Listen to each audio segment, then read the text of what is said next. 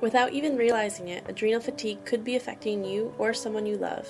If you find yourself constantly tired or experiencing irregular energy patterns, this challenging condition could be the reason why.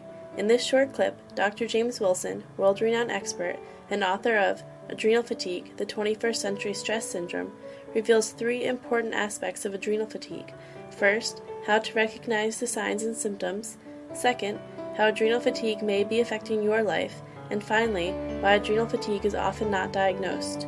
He is interviewed by Dr. Ruth Basinski, licensed psychologist and president and co-founder of the National Institute for the Clinical Application of Behavioral Medicine. Adrenal fatigue is so very, very important, and it's often a syndrome that is very difficult to diagnose.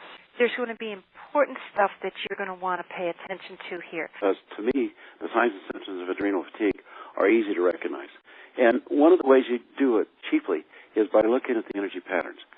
And as we've talked about with cortisol having to rise when you get up, the people don't wake up feeling rested.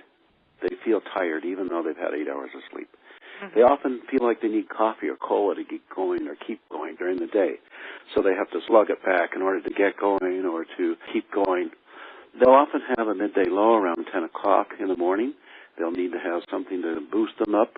And then oftentimes around 2 to 4, 3 to 5 in the afternoon, sometime in the mid-afternoon, they'll get low. They'll either feel, it can be as light as just wanting to sit and not do anything.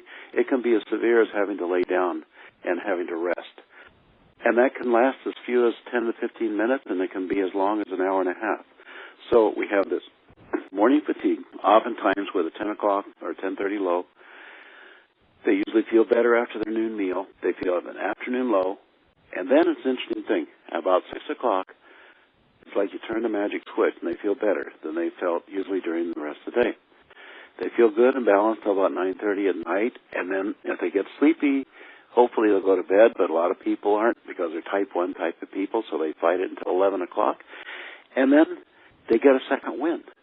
And all of a sudden they want to read this book, clean the house, do all kinds of things they didn't want to do until 1:30 or 2 in the morning. And then they'll get sleepy and go to bed, and if they watch themselves, they'll find that if they get to sleep in the next day, they'll get their most refreshing sleep between 7 and 9 a.m.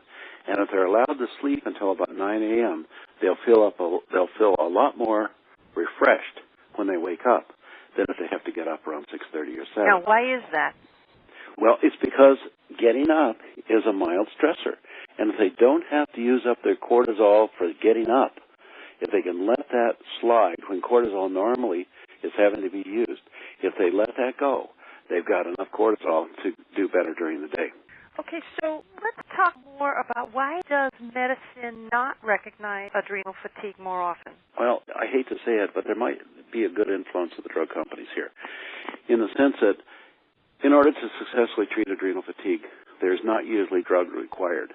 And since most doctors' education is pretty well sponsored and controlled by the pharmaceutical industry, there's no sense in them trying to promote anything that doesn't bring in something on the bottom line. Now that it's out in the open, we're finding it's a common phenomena, and that people can do a lot about it to help themselves. Let's move into that. Okay. What are some of the treatments that you use? First of all, lifestyle. In Okay. most of these cases, it was stress that got them into it, and it's a change in lifestyle that's going to get them out of it. And that means removing as many of the stresses as possible, minimizing the stresses that we can. It means a lot of times an attitude and belief change, that believing they can get well, believing things can be better. Because you alluded to there was a mild depression. There certainly is with adrenal fatigue, and they feel like they're never going to ever change.